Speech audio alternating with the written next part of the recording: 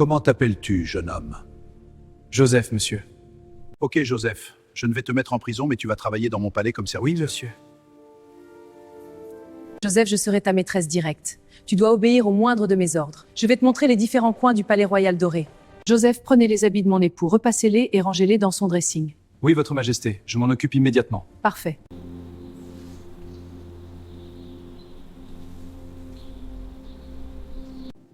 Ce Joseph est un jeune homme beau et fort.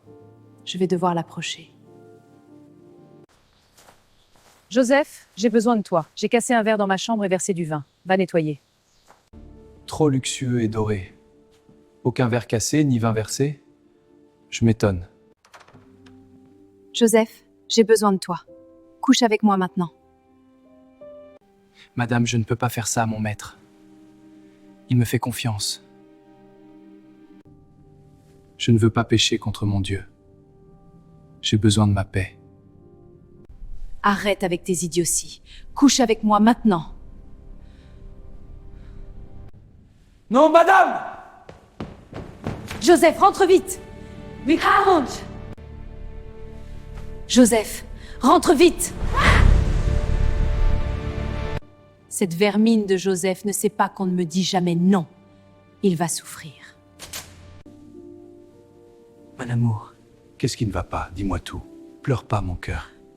Mon cher époux, c'est le serviteur là, Joseph. Il a abusé de moi. Il m'a violée. Soldats, allez attraper cet animal de Joseph. Mettez-le en prison et fouettez-le sérieusement. Oh mon Dieu, viens à mon secours! Lisez ce livre Sirius Scribe ou téléchargez-le sur Apple Book. Esther était une jeune juive orpheline vivant en Perse, étrangère dans un empire puissant et raffiné. Elle n'avait ni héritage prestigieux, ni fortune, ni influence politique. Elle vivait sous la tutelle de son cousin Mardochée, dans un contexte d'exil où son peuple était minoritaire et vulnérable. Un jour, le roi de Perse, Xerxès Ier, chercha une nouvelle épouse. Un décret fut publié dans tout le royaume. Les plus belles jeunes filles seraient rassemblées au palais pour être présentées au roi. Dans les rues de Suse, l'agitation était palpable. Les familles nobles se préparaient, les filles des dignitaires furent parfumées, parées de bijoux d'or, habillées de soieries éclatantes. Les couloirs du palais résonnaient donc de rires confiants et de murmures ambitieux. Cette fois, la couronne sera pour une fille de sang noble, chuchotait-on. Au milieu de cette effervescence se tenait Esther. Elle portait des vêtements simples, parfois récupérés, ajustés tant bien que mal. Pas de coffre rempli de bijoux, pas de cortège familial influent. Certaines jeunes femmes la regardèrent avec condescendance. « Elle aussi se présente » murmura l'une, en réajustant son diadème. « Elle n'a aucune chance » répondit une autre en étouffant un rire. Esther entendait. Elle ressentait les regards, les jugements silencieux, les comparaisons cruelles. Son cœur battait vite. Elle savait que humainement, elle n'était pas la favorite. Le soir, seule dans sa chambre, elle murmura une prière. « Seigneur, je n'ai rien d'impressionnant à offrir.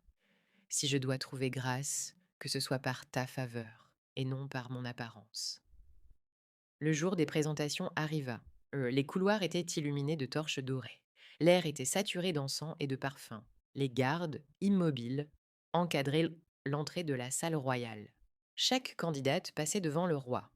Certaines s'avançaient avec assurance, d'autres avec calcul. Les robes scintillaient sous les chandeliers. Les bracelets tintaient à chaque pas. Le roi observait, il écoutait, il évaluait. Mais quelque chose manquait. Puis vint le tour d'Esther. Elle entra sans ostentation. Sa démarche était calme. Ses vêtements étaient simples comparés aux autres. Mais son regard était paisible. Il y avait en elle une lumière intérieure que ni le maquillage ni l'or ne pouvaient produire. Le silence se fit dans la salle. Le roi redressa légèrement la tête. « Comment t'appelles-tu » demanda-t-il. « Esther, monseigneur » répondit-elle d'une voix douce mais ferme. Il la regarda plus longtemps que les autres, non pas seulement pour sa beauté, car elle était belle, mais pour cette grâce inexplicable qui l'enveloppait. Les conseillers échangèrent des regards surpris. Le roi sentit une paix inhabituelle, une attirance profonde, au-delà du physique. « Reste », dit-il simplement. Dans les couloirs, les autres candidates chuchotaient, inquiètes. Pourquoi elle? Ce n'est qu'une étrangère. Mais la décision était prise.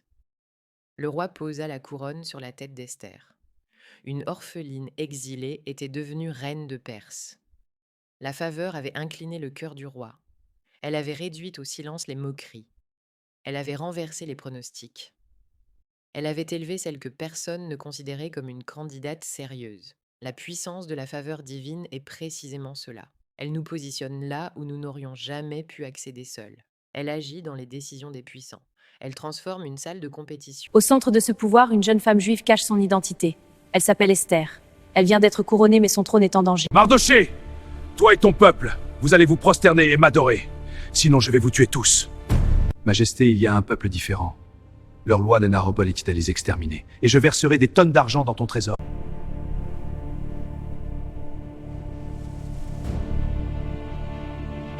Porte cette lettre à la reine Esther. C'est urgent. Oui, Seigneur Mardoché. Une lettre pour vous, ma reine. De la part de qui? Notre peuple est en danger, car Aman veut l'exterminer.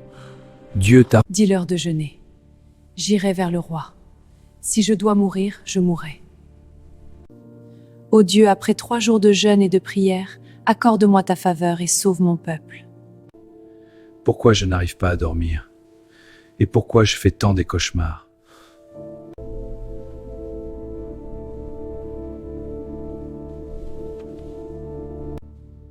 Quoi, ce Mardoché a déjoué un attentat contre moi et nous n'avons rien fait pour lui?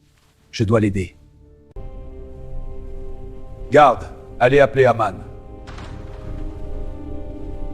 Que faire pour honorer Mardoché, l'homme qui m'a sauvé la vie? Pour honorer Mardoché, qu'on lui mette sur votre cheval royal et qu'on lui fasse honneur dans le royaume en l'acclamant.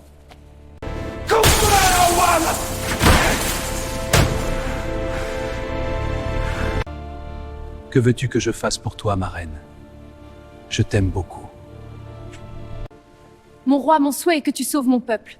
Mais ce méchant Aman veut tous nous tuer. Sauve-nous contre Aman. Aman est méchant. Rends-y grec.